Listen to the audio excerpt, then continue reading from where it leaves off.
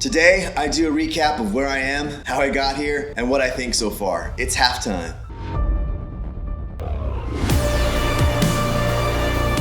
It's been 6 months since I started my journey, and I started in mid-July of 2021. And before I started, I was looking on YouTube for videos about people trying to complete the vintage run because I really wanted to see someone who had gone through this so I can just learn from them and see what that process entailed. And I couldn't find a single video series about somebody completing this run from start to finish. So I decided to document my own version and share it with the public. And I had no idea what that was gonna entail because since a series like this doesn't exist, I'm really the guinea pig to the entire world. Now I know that others have obviously done this, at least collecting them all, but I think I'm the first to publicly document it and put it on something like YouTube. And since I'm a beginning collector, I'm really learning as I go along. And that's what's been fun about this. And every time I find something new about the action figures that interests me, I do a show about it. And usually it coincides with the figure that I'm collecting, but it always doesn't have to. So as of today, I'm halfway through my quest. I am collecting the 96, but when you include the variants that I'm introducing into my collection, that number turns into 106. So I wanted to take a look back at where I've been and how I got here. So come with me as I take this time in this episode to see what I've gotten so far. And yes, I'm gonna get a figure to check off my list. So let's go.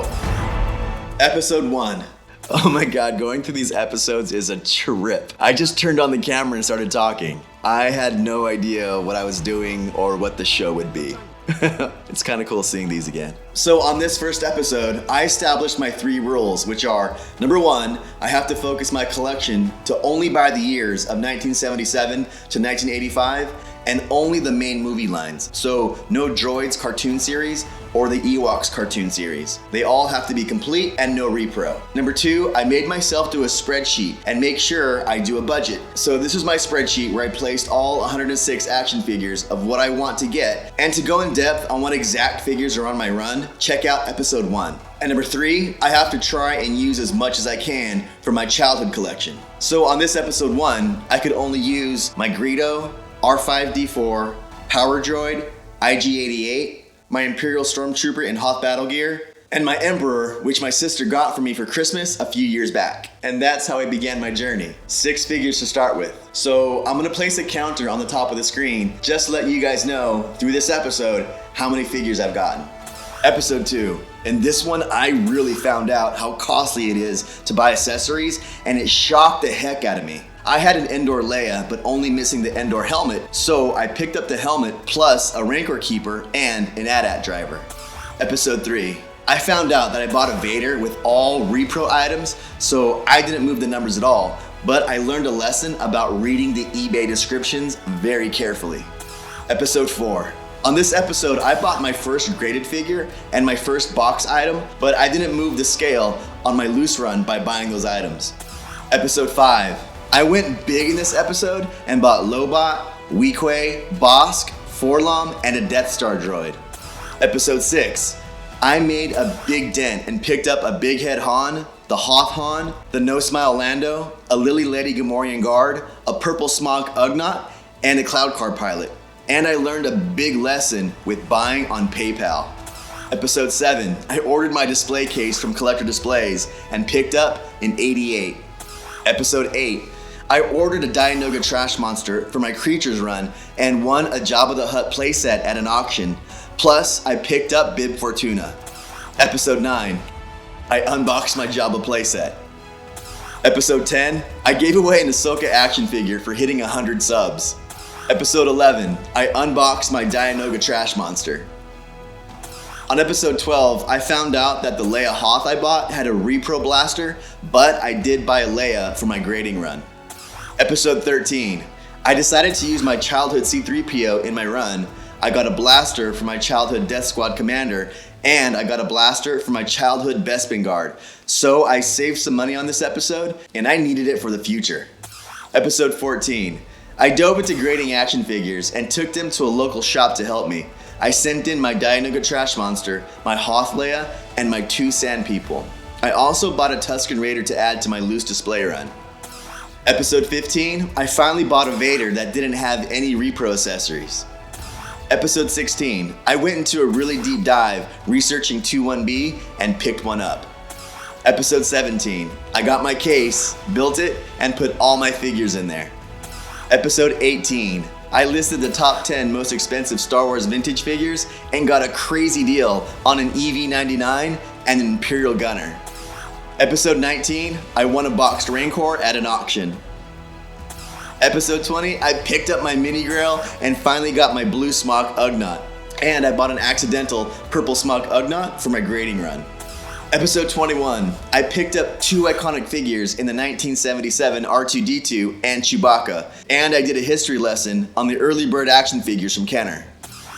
Episode 22, I picked up another 2 iconic figures with the original 1977 Luke and Leia, and I went into a deep dive on both of them.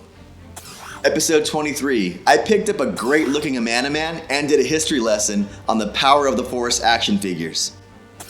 Episode 24, I learned how important researching action figures is before you buy, and I picked up the Max Rebo Band. Episode 25, I did a tutorial on how to make your own collecting spreadsheet. On episode 26, I got gifted some great items, including a carded Ahsoka Tano, a Logray, Leia in her Bouche disguise, and Lando in his Skiff disguise. On episode 27, for my birthday, I went to Disneyland, learned about the history of how Disney and Star Wars came together, and bought a Lando Calrissian in his General Pilot outfit. Plus, it came with a card back and a coin. On episode 28, I did a deep dive into the variants of the Leia Bespin figure, and I picked one up. Episode 29, I did a full episode on how to protect your figures and why that's important. And I ordered a creature case for my creature run. Episode 30, Variant Joey and I did a deep dive into the many Kenner variants, and I picked up my first variant to complete a set with the small head Han. Episode 31, I invited some awesome collectors on the show to give us some of their top tips to us. Plus, I collected the Orange Snake Yoda and did a deep dive into that complicated figure. Episode 32, I listed all of the pilots in Star Wars that were made into action figures and picked up an iconic pilot, the Luke Skywalker X-Wing figure. Episode 33, I did a really deep dive into how some movies and TV shows affect the prices of vintage action figures. And I also picked up 2 Boba Fetts, one for the grading run and one for the display run. Episode 34, I got my creature case delivered, built it, and placed my Jabba playset, Rancor, Tauntaun, and my childhood dewback inside. Episode 35, I listed the top 10 most rare Star Wars collectibles out there, and I also picked up an 80 grade blue snaggletooth for my grading run. Episode 36, I listed characters in Star Wars that I wish Kenner had made into action figures. Plus, I finally got the correct blaster for my display Hoth Leia. Episode 37, I went over some collecting terms that beginning collectors need to know. Plus, I buy my first mint on card of the run. Episode 38, I did my part 1 of my complete guide to action figure grading, telling the history of grading and what the scores mean, and I picked up an FX7. Episode 39, in part 2 of my complete guide to action figure grading, we show how to create an account for grading, how to pack figures and MOCs for shipping to the grading company, and we also picked up a staff for my childhood General Madine to include in my display case. Episode 40, I went over how important the music is to Star Wars, and a friend gifted us an awesome Hoth Rebel Soldier. Episode 41, I listed every Stormtrooper ever made by Lucasfilm, and I picked up 2 Stormtrooper figures, one for my display run and one for my grading run. Episode 42, I did a guide to everything you need to know about the Power of the Force coins and picked up a great looking Barada plus his coin. Episode 43, we got some more tips from some amazing collectors, plus I complete all my other Yoda variants in the Brown Snake and did a deep dive into the variants of that figure. Episode 44, Custom Joey makes an appearance. Plus, we get our own custom figure to add to Jabba's playset with Ephantmon, and I got Claytu for my display run as well as my grading run. Episode 45, I did my top 10 tips for what I learned from my collecting journey so far, and I picked up a Ben Kenobi for my loose display run. Episode 46, I listed the top 10 most expensive figures on my collection run, and I got a great deal on the R2-D2 with his pop-up saber. Plus, I got his coin. Episode 47, I go over the most complicated action figures to collect in the Kenner Vintage line, and I got an amazing boxed Max Rebo band. Episode 48, I go over collection focuses, and I also reveal my Ahsoka Tano focus and what I have. Plus, I get an Anakin Skywalker action figure. And last episode, I listed my top 10 worst action figures that I have to collect. And I get the Imperial Dignitary and his coin. So that's where I'm at today, a little more than halfway. And really, I've learned so much. So much from this community, so much from doing all this research, so much from all of you who are watching. And I will continue what I set out to do. Collect them all and document it for others to see. And I hope that sometime in the future, when I'm long gone and the next generation of Star Wars collectors starts to do this run, hopefully they can see this and it'll help them out. But for right now, let's add another figure to that case. And I want to keep it super simple this episode. And I want to get a figure that means a lot to me. So this was my childhood TIE Fighter, and I didn't include him on the get-go because of my rule. The figure has to be complete. And I remember getting this figure and tearing it open, and that smell that a lot of collectors talk about. Yes, I remember that smell when I got him on Christmas Day in 1982. So I picked up a TIE Fighter blaster that somebody was selling in a big weapons lot, and I bought that for $16. And here it is, with my TIE Fighter pilot in my case finally. So let's mark this off as OG, which means it comes from my original childhood collection.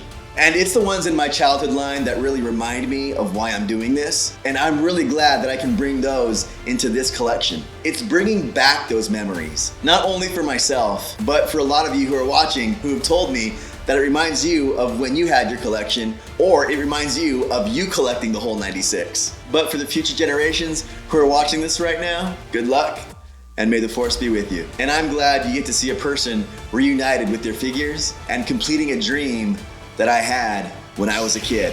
And thank you all for following my journey. I am halfway through, but I won't stop until I collect them all.